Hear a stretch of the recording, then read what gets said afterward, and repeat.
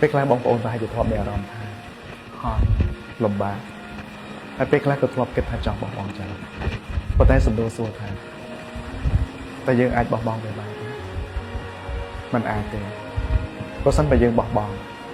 ថាតើអ្នកណាធ្វើវាចំនួនយើងអ្នកណារែកពុនរាល់ការលំបាកចំនួនយើង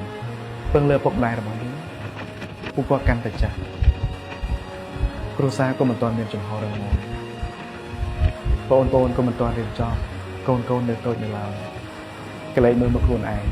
ពីមួយថ្ងៃទៅមួយថ្ងៃកាន់តែចាស់កម្លាំងក៏ថមថយថែមទៀតដូច្នេះផ្លូវមានតែមួយគឺត្រូវខំប្រឹងឡើងប្រឹងឲ្យដល់ចំណុចដែលយើងអាចរំលងប្រឹងដោយក្តីរីករាយប្រឹងដោយភាពសប្បាយដើម្បីមនុស្សជាទីស្រឡាញ់របស់យើង